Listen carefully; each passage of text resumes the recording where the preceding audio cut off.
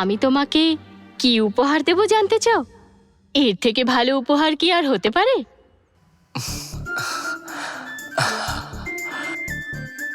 এতদিন শুধু তুমি কবে আসবে তুমি কবে আসবে সেটা আমি জানতে চাইতাম, কিন্তু এখন আমাদের বাচ্চাও জানতে চায়। তাহলে কবে আসছো তুমি? আমি এখান থেকে আজকেই রওনা দেব। মানে বিজনেসের সব কাজ শেষ হয়ে গেছে? বিজনেস? কোন বিজনেস? আমার বাচ্চার থেকে কি বিজনেস বেশি ইম্পর্ট্যান্ট? তুমি সব ছাড়ো, আমি আজকেই আসছি। না না, তুমি পুরো কাজ শেষ করে তবেই ফিরে এসো। ততদিন পর্যন্ত আমি আর তোমার মেয়ে দুজনেই তোমার অপেক্ষায় থাকলাম। ও, মেয়ে হবে সেটা তুমি আগে থেকেই জেনে গেছো? আর ছেলে কেন হতে পারে না? আরে যদি ছেলে হয় তাহলে ছেলে তো মাকে ভীষণ ভালোবাসবে, কিন্তু যদি মেয়ে হয় তাহলে সে তার বাবাকেই ভালোবাসবে। শুধু আমিই নয়, আমি চাই আমাদের বাচ্চাও তোমাকে ভালোবাসুক। সেই কারণেই মনে মনে মেয়ের কথা ভেবেছি। কি হলো, তুমি কিছু বলছো না যে? তুমি তো সবসময় আমার কিসে ভালো হবে সেই চিন্তাই করো। তোমার খুশিটাই আমার সব থেকে বড় চাওয়া, আর আমার কোনো চাহিদা নেই। এবার তুমি দেখো, আমাদের মেয়ে তোমাকে আমার থেকেও বেশি ভালোবাসবে। না, আমার তো ছেলেই চাই, তাহলে সে আর আমি কম্পিটিশন করে তোমাকে ভালোবাসতে পারবো। মেয়েই হবে, আমি বেট রেখে বলতে পারি। না না, বেট করে কি হবে? এবারে বরং তোমার ইচ্ছাটাই পূরণ হোক, আর পরের বারে আমার ইচ্ছাটা পূরণ করে দিও তুমি। একটা বাচ্চা দিয়ে তুমি আমাকে ছেড়ে মালয়েশিয়া চলে গেছো, আর এখন আবার আরেকটা বাচ্চা চাই তোমার? আমিও সব জানি না। তুমি তো ছেলে সন্তান, আমিও মেয়ে সন্তান। আমাদের একটা মেয়ে হলেই ভালো হবে, তাহলে আর ভালোবাসা কারোর সাথে ভাগ করতে হবে না। না জানকি, দেখো বোনের সাথে একটা ভাইও দরকার। সেই ছোট্ট ভাইয়ের জন্য আর একটা ছোট্ট ভাই, এরকম করে প্রায় 7-8টা বাচ্চা হলেই আমাদের বাড়ি পুরো ভরে যাবে। কি বললে? 7-8টা বাচ্চা? তুমি তো বলতেই পারো একজনের পরে আর কিছুই নয়। হ্যাঁ, তোমায় কি করে রাজি করাতে হবে আমি খুব ভালো করে জানি। কি ঠিক বললাম তো? আর ফিরে এসে তোমাকে দেখিয়েও দেবো আমি কেমন করে রাজি করাই। আচ্ছা, ক্লায়েন্টস ওয়েট করছে, পরে ফোন করছি। হ্যাঁ, বাই। বাই।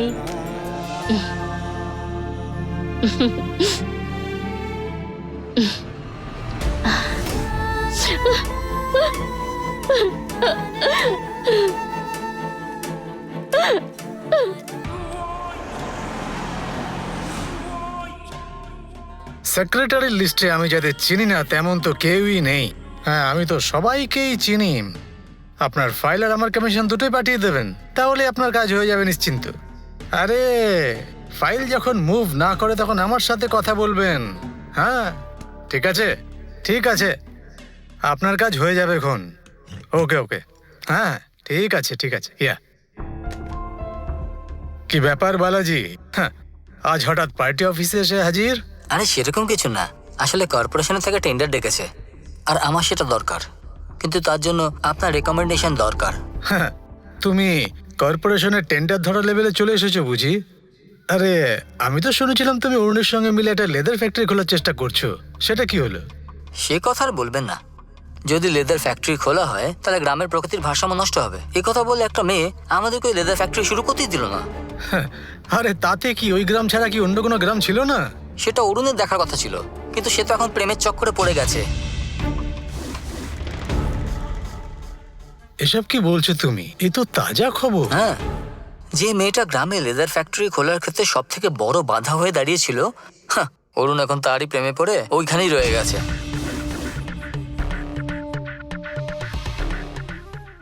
আরে না না, ও তো এখন মালয়েশিয়াতে আছে।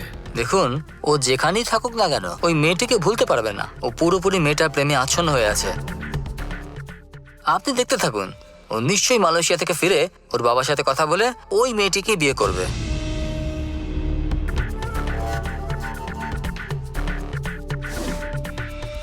ও তো এখন ওই মেয়েটার কথাতেই ওঠে বসে, সুতরাং ওর বিষয়ে ভেবে আর লাভ নেই। কি আর বলবো, সে নিজের প্রেমের জন্য এতদিনের বন্ধুকে পর্যন্ত ভুলে গেছে, সেজন্য আমার একটু খারাপ লাগছে।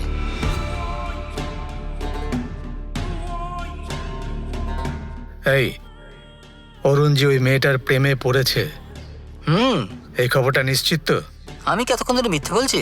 অরুণের মন অধিকার করে রেখেছে ওই মেয়েটাই, আর এই কথাটা খুব তাড়াতাড়ি সব লোকেরাই জেনে যাবে। আচ্ছা, এসব ছাড়ুন, আপনি বরং আমার টেন্ডারের ব্যাপারটা একটু দেখবেন। হ্যাঁ, কি করতে হবে তা নিয়ে আমি একটু ভেবে দেখি। হ্যাঁ, তুমি বরং কালকে আরেকবার অফিসে ঘুরে যেও। ঠিক আছে, আজকে আসি তো। হ্যাঁ, গ্রামে ব্যবসা শুরু করে কোথায় 2 পয়সা কামাবে তা না করে শেষ পর্যন্ত কিনা প্রেমে পড়েছে।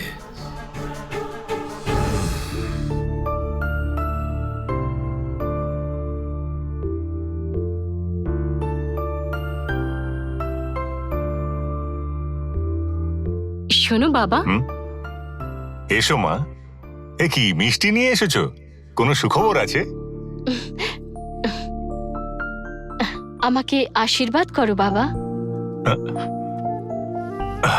চির সৌভাগ্যবতী হও, মহারানী হও মা। মিষ্টি নাও। কারণটা ঠিক জানতে পারলে আরো খুশি মনে মিষ্টিটা খেতাম। আমি মা হতে চলেছি। আচ্ছা, ভেরি গুড। তোমার কল্যাণ হোক মা।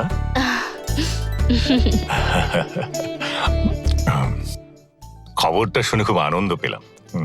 একজন মেয়ের কাছে মা হওয়ার মতো গৌরব আর কিছু নয়। তোমার মনের মতোই যেন সুন্দর সুস্থ বাচ্চার জন্ম দাও। আমার অনেক সৌভাগ্য যে তোমার আশীর্বাদ পেলাম। আমার আশীর্বাদ তো রইলই, কিন্তু এই খবরটা শুনে তোমার স্বামী নিশ্চয়ই ভীষণ খুশি হবে। আর ঠিক এই সময়ে তোমার পাশে সে নেই। আমি ওকে ফোনে খবরটা জানিয়েছি, ও খুব খুশি হয়েছে শুনে। আরে বাহ, তুমি তো খুব ফাস্ট এগিয়ে যাচ্ছ। তবে তুমি একদম চিন্তা করো না, তোমার গর্ভে যে তার সন্তান বড় হচ্ছে এ কথা শোনার পরে সে আর বেশি দিন কিছুতেই বিদেশে থাকবে না। আমিও তোমার স্বামীর জন্যে এখানেই কাজের ব্যবস্থা করে দেব। দুজনেই যাতে একসঙ্গে থাকতে পারো তার ব্যবস্থা আমি করে দেব। ঠিক আছে বাবা। আরেকটা কথা মা, হুম, মন দিয়ে শোনো, সারাদিন এরকম কাজ করে করে নিজের শরীরকে বেশি বেশি করে কষ্ট দিও না যেন। আবার সুস্থ থাকাটা ভীষণ জরুরি। হুম, এ বাড়িটাকে তোমার বাবার বাড়ি মনে করো, আরামে থাকো। ঠিক আছে বাবা মশাই। এবার সবাইকে মিষ্টি খাইয়ে এসো। ঠিক আছে। সাবধানে।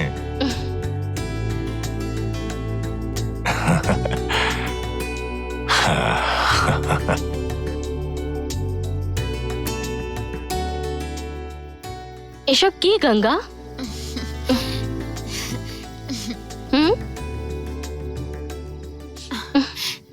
দিদি, হুম? তোমার জন্য জেঠু এই ফ্রুটস গুলো পাঠিয়েছে। দেখো, এর মধ্যে আছে অরেঞ্জ, অ্যাপল, ডালিম, পেস্তা, কাজু, বাদাম সব পাঠিয়ে দিয়েছে। তোমাকে রোজ ভালো করে খেতে হবে, ঠিক আছে তো? আর তাছাড়া হুম, উম, হুম, এটা কি? গর্ভবতী মহিলারা বারবার যার ছবি দেখেন তাদের বাচ্চাও ঠিক সেই ছবির মতোই দেখতে হয়। তাই আমি এই ফটোটা এনেছি, যাতে তোমার বাচ্চাও দেবস্বরূপী হয়। বুঝেছো দিদি?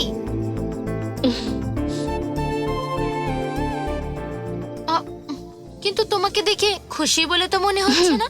না, সেরকম তো কিছু নয়। তোমার শরীরে এই অবস্থাতে তোমার মন এখন কাকে দেখার জন্য উৎসুক সে আমি ভালো করেই বুঝতে পারছি। ঠিক বলছি তো আমি? আগে এই ফটোটার দিকে তাকাও, তারপরে তুমি আর কারোর দিকে তাকাবে না সে আমি জানি। হুম, টানটাড়ান! হুম,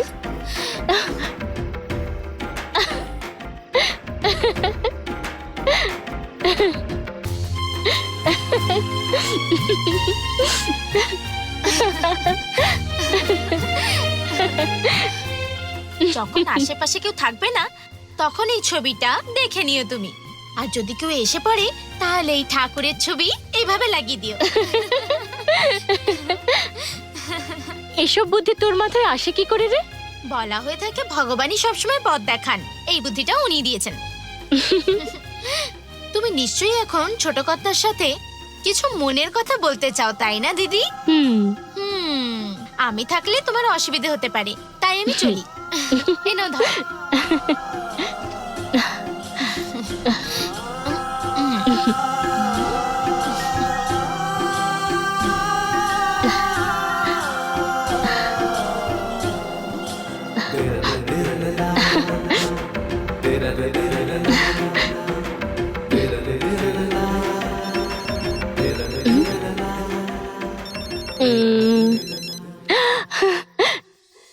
হ্যালো, আমার মিষ্টি বউটা এখন কি করছে? আমি তোমার সাথে কথা বলছি, তোমার দিকেই তাকিয়ে আছি। একদম সঠিক সময় ফোন করেছো তুমি। কি আমার ফটো দেখছো বুঝি? বলা হয় যে এই সময় যে ছবি বারবার দেখা হয় বাচ্চার চেহারাতেও নাকি তারই ছাপ পড়ে। গঙ্গা আমাকে তোমার ফটো দিয়েছে। আচ্ছা, তুমি আমার ফটো রাখার জায়গায় নিজের একটা ফটো কেন রাখছো না? সবসময় আমাকেই দেখতে থাকবে? তুমি তো আমার স্বামী, দেখবো না কেন? আচ্ছা ছাড়ো এসব। আমি আজকে বাবাকে বললাম যে আমি মা হতে চলেছি, আর ওনার আশীর্বাদও নিয়েছি, মিষ্টি মুখও করিয়ে এসেছি। তাই নাকি? হ্যাঁ তাই। উনি আমাকে নানা রকমের ফল, বাদাম, পেস্তা, আখরোট বক্স ভর্তি করে অর্ডার করে আমার জন্য গঙ্গার হাতে পাঠিয়ে দিয়েছেন। হুম, এখানে সবাই ভীষণ যত্ন করছে, একেবারে তুলোর মতন আলতো করে রেখে আমার দেখাশোনা করছে সবাই। হ্যাঁ, এখন মেম সাহেবের যত্ন করা তো ওদের কর্তব্য। আচ্ছা ওসব ছাড়ো, তুমি আমার জানকির যত্ন আত্মি ভালো করে করছো তো? আরে জানকি তো আমার নাম। তোমার নাম আগে ছিল জানকি, এখন তোমার নাম মেম সাহেব হয়ে গেছে। কারণ তোমার জানকি নামটা তো আমি আমার মেয়েকে দিয়ে দিয়েছি। পৃথিবীতে কি নামের অকাল পড়েছে নাকি যে তুমি আমাদের মেয়ের নামও জানকি রাখতে চলেছ? না, আমার নামটা এত পছন্দ যে মেয়ের নাম জানকিই রাখবে। আসলে কি বলতো, এত ভালো নাম এই পৃথিবীতে আর কোথাও নেই। তাই তুমি এই নামটাই রাখতে চাও? তা নয় তো কি। আ? আ, উম, জানকি, কিসের আওয়াজ এটা? মনে হচ্ছে কেউ এসেছে। দাঁড়াও, আমি তোমাকে পরে ফোন করছি। ঠিক আছে, বাই, সাবধানে থেকো।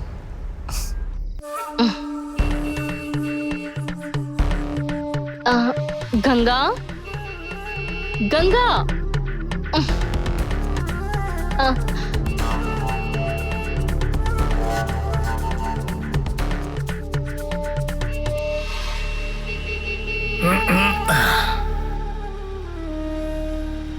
এ আবার কে রে বাবা? এই দরজা খোলো। কে আপনি? এই আমাকেই জিজ্ঞেস করছো যে আমি কে? আমাকে জিজ্ঞেস করছো? নতুন কাজে লেগেছি এ বাড়িতে। সেই জন্যই তুমি জানো না যে আমি কে?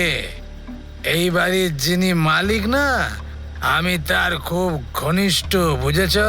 ও, আমি তো জানতাম না। এক্ষুনি খুলছি। হ্যাঁ, খোলো।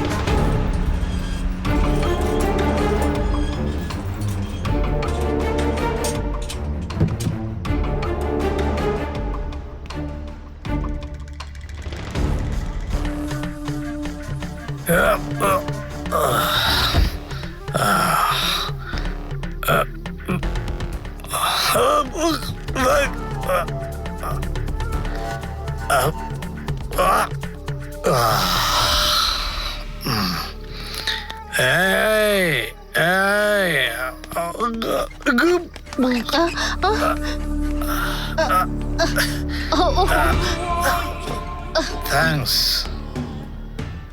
তোমার নাম কি? আমি তোমার নাম জানতে চেয়েছি, বলো। দিদি আমার আসলে এ আমার ফ্রেন্ডের মতোই। আমি ওকে এ বাড়িতে ডেকেছি। আচ্ছা, তোমার বন্ধু। আমি তো অন্য কিছু ভেবেছিলাম। ওকে, তবে ঠিক আছে, আমি ভেতরে গিয়ে বন্ধুর সাথে দেখা করছি।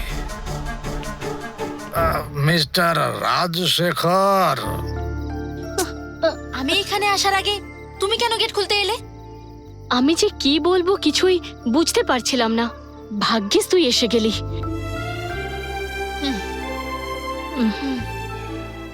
এখন উনিও তোমাকে আমার দিদি বলেই জানবেন। তুমি যদি অন্য কোনো নাম বলে দিতে তাহলে জেঠু সন্দেহ করতো। এই জন্যই আমি তোমাকে দিদি বললাম। হ্যাঁ, তুই যা বলেছিস একদম ঠিক। উনি বললেন যে উনি বাবা মশাইয়ের ঘনিষ্ঠ বন্ধু। তাহলে উনি এত ড্রিঙ্ক করে এসেছেন কেন? মাগো, উনি তো রাজনীতি করেন, উনি সবসময় এরকমই থাকেন। তুমি গেটে তালা লাগিয়ে দিয়েছো? হ্যাঁ, আমি লাগিয়ে দিয়েছি। ঠিক আছে, চলো ভেতরে যাই। চল।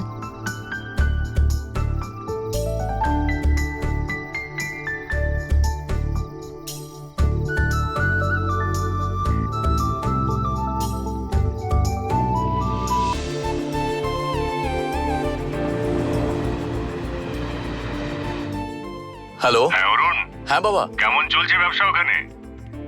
খুব ভালো চলছে বাবা। এখানে আসায় ভালোই হয়েছে, আর এখন তার সুফল পাচ্ছি। আরে বাহ, খুব ভালো খবর দিয়েছো। সকাল সকাল ব্যবসা ভালো চলছে বলে খবরটা খুব ভালো শোনালি তুই। হ্যাঁ বাবা, মালয়েশিয়াতে আমরা যে উদ্দেশ্য নিয়ে আমরা আমাদের কোম্পানি স্টার্ট করেছিলাম, সেই উদ্দেশ্য নিশ্চয়ই পূরণ হবে। আমি তোমায় গ্যারান্টি দিচ্ছি। আরে বাহ, তুই তো দেখছি খুব ফাস্ট এগোচ্ছিস। খুব ভালো, খুব ভালো। আমাদের কোম্পানির ভালোর জন্য আমাকে যা কিছু করতে হবে আমি তার সব কিছুই করব বাবা, আমি কথা দিচ্ছি। তুই যখন কোম্পানির গ্রোথের বিষয়ে এত কনফিডেন্টলি বলছিস তখন আমি নিশ্চিন্ত হলাম। আমি নিশ্চিত তুই এই কোম্পানিকে অনেক দূরে এগিয়ে নিয়ে যাবি। আমার তোর উপরে সম্পূর্ণ বিশ্বাস আছে। ভালো থাকিস। নিশ্চয়ই বাবা, তোমার বিশ্বাসের মর্যাদা রাখবো। তুই তোর বুদ্ধি দিয়ে এই কোম্পানিকে লসের হাত থেকে বাঁচাচ্ছিস। আমি খুব গর্বিত তোর জন্য। ঠিক আছে বাবা, তুই ভালো থাকিস। আর শোন, এই ব্যবসার কাজ দেখতে গিয়ে নিজের শরীরের যত্ন নিতে ভুলিস না। ঠিক আছে বাবা, থ্যাংক ইউ। যখন সময় পাবি তখন ফোন করিস। হ্যাঁ বাবা। ভালো থাকিস।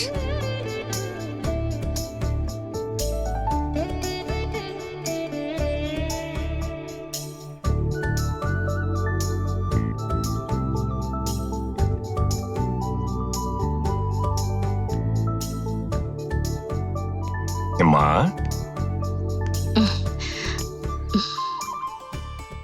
তুমি এই আলপনাটা কত সুন্দর করে বানাচ্ছ। আসলে তুমি যে কাজেই হাত দাও তা খুব নিষ্ঠার সাথে করে থাকো। সেজন্যই তোমার করা সাধারণ কাজও আমার কাছে অসামান্য লাগে। আমাকে খুশি করার জন্য আপনি অনেক ভালো কথা বলে আমার প্রশংসা করেন বাবা। না মা, আমি সত্যি কথা বলছি। আমিও লক্ষ্য করেছি তুমি এ বাড়িতে আসার পর থেকেই সবকিছুই ভালো হচ্ছে। এক্ষুনি আমার ছেলে ফোন করে জানালো, বলল ওখানকার ব্যবসায় কোনো সমস্যাই নেই, সব সমস্যার সমাধান হয়ে গেছে।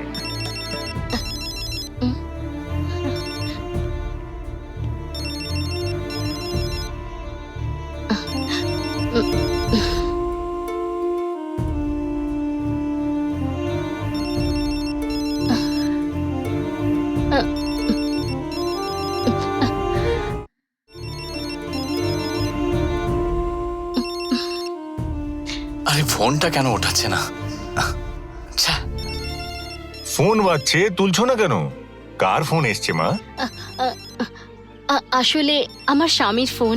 তোমার স্বামী আর আমার ছেলের দেখি একসময় ফোনটা আসে। আরে তুমি কথা তো বলে নাও, অপেক্ষা করাতে নেই। কত দূর থেকে ফোন করছে।